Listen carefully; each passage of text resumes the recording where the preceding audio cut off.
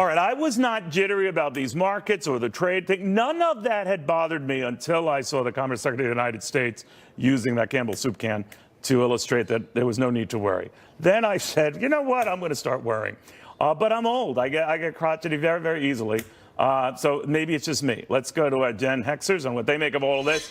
Your World Audio Tech, Dion Baia. We've got Fox News contributor Katherine Timpf, Fox News headlines reporter Carley Shimkus, and radio internet host and sensation Mike Gunzelman. All right, Guns, as you are known and then affectionately referred to, is this whole thing freaking you out? What's going on? Honestly, no, not really. I mean, the thing with the stock market is it's like, all right, when it goes down a lot, then people can use it, especially as leverage against, oh, look what Trump's doing. But I think for like the average millennial, the average kid, we don't really care about the stock market. I think we care more about like Kylie Jenner not going on Snapchat, which caused like $1 billion loss for them, or like Bitcoin, because that's all the rage these days. Yeah, I don't think young people at all. Yeah, for the average kid, no way. We don't care. This is not even near their radar. They're living paycheck to paycheck. Well, they're probably not even watching this segment. Yeah. We're caring about the soup prices. Right, we're going to go invest in What Campbell's. did you think of that? You saw the Commerce Secretary illustrating that. Well, regardless of any of that, this policy is still essentially corporate welfare. It's going to benefit a few people, and then it's a tax on all of us.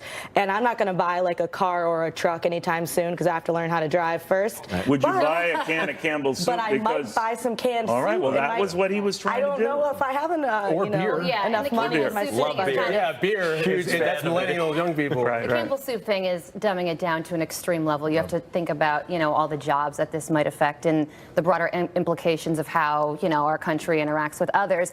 But in terms of young people, I think that most young people aren't really riding the highs and lows of the stock market because they're not really investing their money. Some of them don't have money to invest. So you most just people ignore these gyrations? Do you care about it? I think most people that even invest their money usually ignore these gyrations because markets are volatile, and that's. I mean, we can't. I mean, even what happens. I gyrate all the professionals. Time. This is not even. The professionals can't even agree on if this tariff thing is good or not. Millennials sure as hell don't know what's going on. Yeah. But without getting in the weeds, what's interesting, and this is where the administration has a point. It's very hard to find an American car in Japan, very hard to find one in China. You can find all those vehicles here and then some because we've got very open markets. Does the president have a point when he says, I'm just trying to make this fair? No. You say?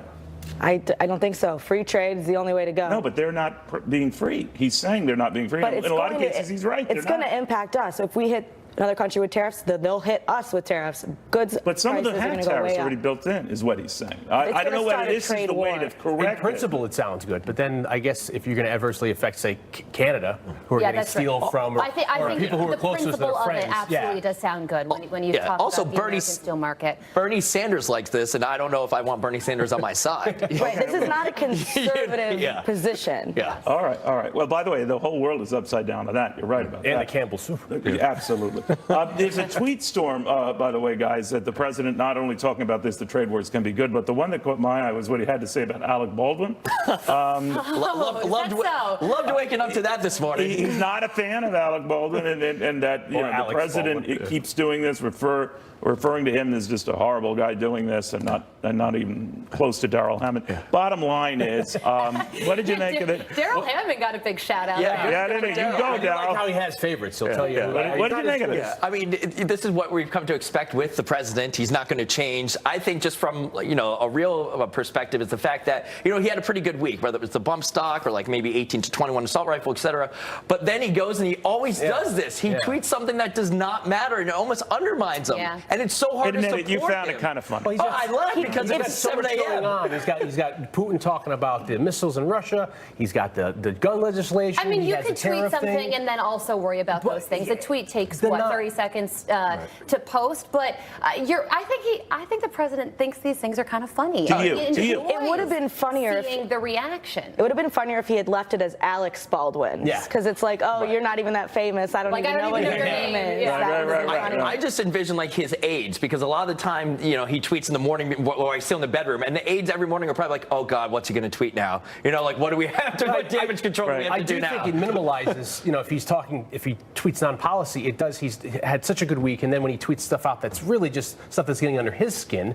I mean, I know his diehard supporters love that, and that's why he was elected. But then, by the way, he does it. The times he's gone after Jeff Sessions and tweeted about him again. But he has all these nicknames, and then that when you guys hear that kind of stuff, regardless of what you think of Jeff Sessions, whether he deserves it as Attorney General, what do you think of that? What, like just him ripping him a new one? I think it cheapens his argument. Yeah. I think after a while. The president is a 71-year-old grown man. No amount of criticism is going to get him to stop tweeting, or else he would have done it. Yeah. But, So you're saying 71-year-olds can't change? Get off my lawn. Yeah, exactly. But the Jeff Sessions stuff, I mean, I almost feel like he's playing into the narrative of the White House and chaos with Alec Baldwin. So a lot of these tweets end up, kind of biting him, because Alec Baldwin has that new Sunday show starting this week. Yeah. So he just gave his enemy a whole lot of publicity. Maybe it's all by design. Maybe he really likes him, and that's what he's trying to do. I have that running theory going on with Rosie O'Donnell, that they're actually right? that they actually They're all- have some they're in mutual code. That they're respect. buds. They're very good friends. They're texting The each other. Oscars are this weekend, guys, as you know, and the producers, depending on the movies and all what win, I don't even know, but they're trying to tone down the politics. Yeah. Can they do that? Not with Kimmel. I mean, I think we can all expect him. He's going to go after Trump. He'll probably throw in like an illegal immigration or a healthcare joke or something like that. I mean, what other material is he going to use? That's the thing, because they'll say that they want to tone down, say, the Me Too movement, not talk about what's going on with them specifically and offend the crowd in the amphitheater.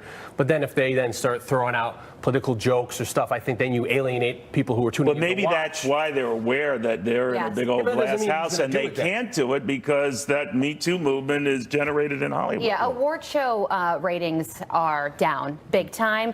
One of the producers says that they want to make it as entertaining as possible. But aside from the politics, I think a lot of people have stopped watching award shows because they don't find them entertaining. They find them a little boring. I think they are incredibly boring. And a lot I of the don't movies, understand what there is to enjoy about and them. a lot of the movies that are nominated, nobody's ever seen. I think they There's not want that to many see the movie. blockbusters. I think they've outlived their usefulness. Exactly. Where back in the day, prior to the internet, you know, the glamour, the glory, you want to see your favorite star. But now, they're almost in a bubble. They're finding what movies they want to make. They make them, and they give themselves awards. And they Are you all going to watch it? I watch. You watch. I watch. I enjoy it. Sure. I watch the In Memoriam. I see you pass. I'll watch the evening gown. I'll watch the monologue and then the red carpet with Ryan Seacrest to see who doesn't go to talk to him. That's lovely. Yeah. All right, guys, what a thank you all positive very, very much. We'll see what happens. And I'm betting they have just a teeny bit of politics, and that's it. I really think they're going to read the right. It's a little bit. Yeah, a little bit. Sort of like bit, that little bit of little bit. metal that's in a beer and a soup can. A little bit more. A little bit.